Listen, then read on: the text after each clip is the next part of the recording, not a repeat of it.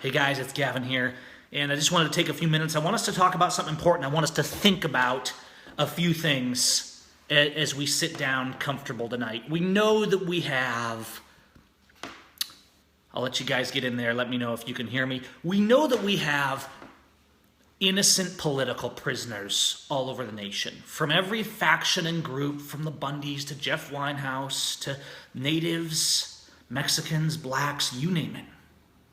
We know that we have people being persecuted for non-crimes all over the nation. But let's challenge ourselves a little further. We know we need to speak out for them. We know we need to stand up for that. What about when there was a crime? What about when a real crime occurred? What about then? And that's what I want to talk about today. Let's talk about what happens when there's a murder. See, a few years ago, there was an elderly woman here in Ephrata that was murdered pretty viciously with a knife. Now, there's a young man who's 27 years old now. He's been sitting in jail for a few years, and he was charged with that murder here in Ephrata. And I mentioned that a few days ago, or a few weeks ago, rather, on my due process live stream. This young man's name was Chad Bennett here in Ephrata. And you know what? I'm going to be hated for this, but I'm going to do this in love. And the people that hate me will act in hate, because that's what they're of, is of hate. But I'm going to speak for Chad Bennett, because no one else will. Chad Bennett went to trial last fall. In fact, I think it was right around the same time that the Bundys were on trial in Oregon. Chad Bennett went to trial for murder. And all the evidence presented against Chad Bennett was circumstantial. It was mostly based on DNA being in the house of the victim, who was his landlady and who he had visited the day she died. Of course, other people were also there the day she died. But the other people that were there the day that this woman was murdered was not who Prosecutor Garth Dano needed here in Grant County to promote a false narrative of due process and safety. Chad Bennett is who they went after. Chad Bennett was taken to trial, and the evidence was circumstantial. Now, the idea of due process is that you have to be proven guilty beyond all reasonable doubt.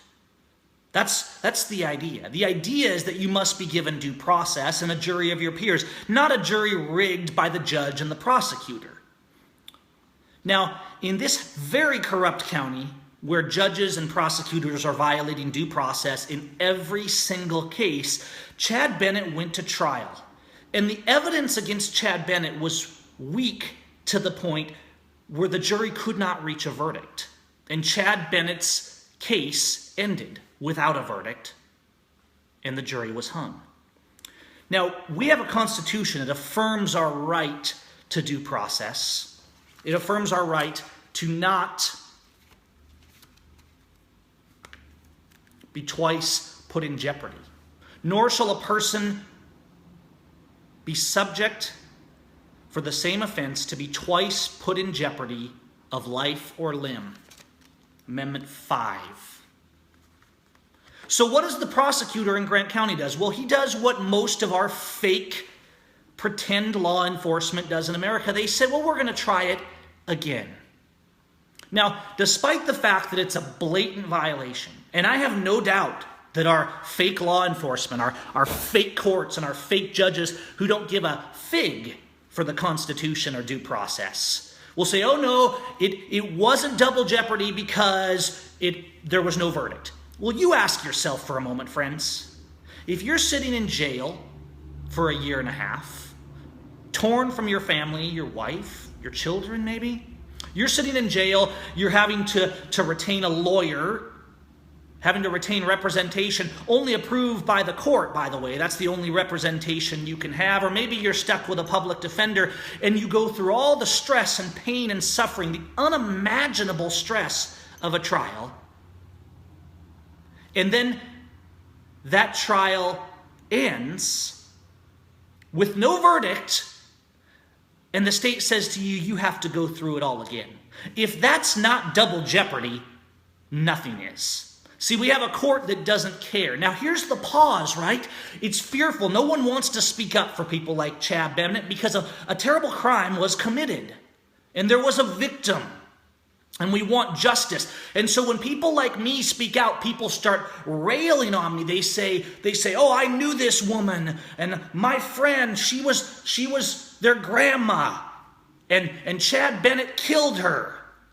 Because we have a verdict in a fake court where evidence is not allowed to be presented in the defendant's defense unless the judge approves it or the prosecutor approves it, as we're seeing in so many other trials. So you have a fake trial one time, and even with the first fake due process, the court cannot convict Chad Bennett. So they bring it around again. They find new narratives to make emotional stories about in the courtroom. Because someone is dead. They find new narratives. They make sure they get the jury they want this time, and they convict Chad Bennett of murder this week. Now we pause and we say, well, what if he did it? See, this is what all reasonable people do. We say, well, that seems kind of bogus, but what if he did it? And so people will attack me and they'll say, a woman is dead. How dare you defend her killer? And I say, I still assume innocence. Because no due process has been given. The second trial was wholly illegal, and the first trial was wholly a violation of our rights enumerated in our due processes. So not only was the first trial broken, the second trial was illegal, and now we say, because we've managed to get a jury that will convict, we say, well, I guess he's a murderer now. And I look at the evidence presented and the arguments that were made, and I'm thinking, boy, this is thin. This is really, really thin. Because, of course, there was other DNA found there as well. The point is this, and I want you to think about this. There's only so much we can do to love our neighbors. But guys, the pain of the prisoner is on my shoulders. I don't know about you. But I see it every day. I hear from them every day. I see good men in prison, and I see men who did bad things also in prison, or men who may have done bad things in prison when you don't even know whether they did bad things. We are supposed to be innocent until proven guilty. And if no guilt is proven, you must assume innocence. If no due process is given, you must assume innocence. And so our prisons are filled with men whose lives are ended by a system who cares only for a conviction. By people like the prosecutors who don't really care. And this is the worst of it when I see the outrage of people speaking and they say to me, how dare you, Gavin? And I say, how dare you? Let me say this. If I am murdered, I can think of nothing more reprehensible to my memory than the wrong person being sentenced with my murder. Nothing would shame me more.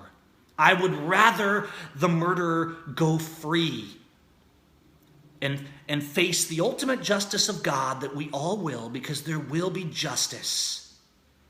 I would rather he go free than the slightest risk of an innocent person being punished for my death takes place. What is wrong with us? I look at my community and they say, yeah, hang him high, despite the circumstantial evidence, because you know what? The government now says he's officially guilty. And they can console themselves. What they want is not justice. What America wants is not justice. It's to be able to tell themselves that justice and vengeance have been served. The people who attack me in my community for speaking out for Chad Bennett would rather, they are more comfortable with the fact that the real murderer is very likely still out there while an innocent man is in prison than to debate this topic right here. They're more comfortable than that. Because they want to believe that justice has been done, and so they simply lie to themselves despite the blatant violations. I live in a county where police kill people. I live in a county where a month ago, Moses Lake police officers beat a man so badly that his heart stopped for 10 minutes before he was miraculously revived. There's no consequence for them. They're still out patrolling our streets. There's no punishment when our government violates every possible precept of law. But if they decide they want to charge you with it, you're automatically guilty. Friends, they could charge you with anything. And if they bring you before enough, and in most cases, not very many, of their rigged juries that get to be chosen by the prosecutor and his friend on the bench, they can convict you of any crime that you can possibly imagine. We've got to start having compassion. You know, God will show no mercy on the people that had no mercy.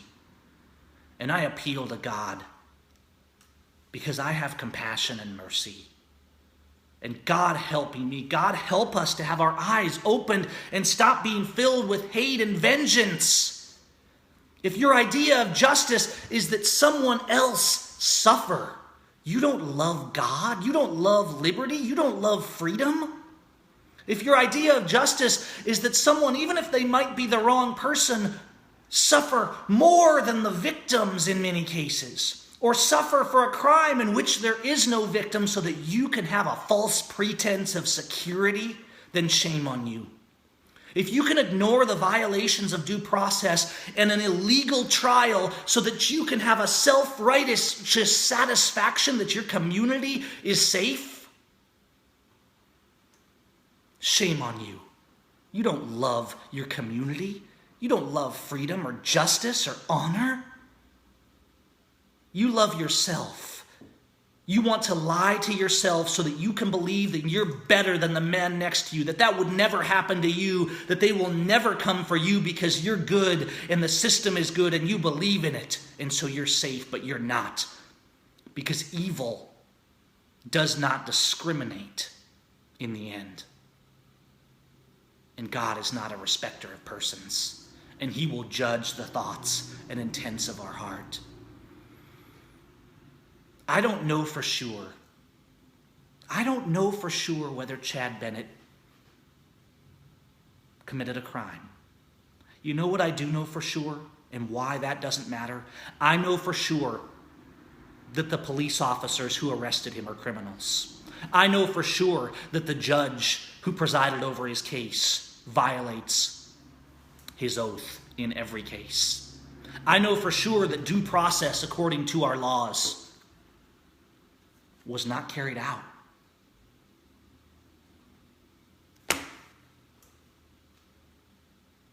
Those things I know for sure. And those are why I am confident in saying that Chad Bennett, because he has not been proven guilty and not been given due process, must be presumed innocent. And so if his family needs help, this lynch mob is actually saying that his wife should now be charged because of things he may have said to her. Where does our hate and vengeance end? There's only so much I can do, but I will speak out for the voiceless.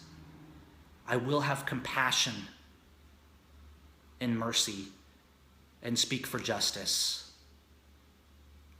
And if this man's family needs help, in so much as I am able,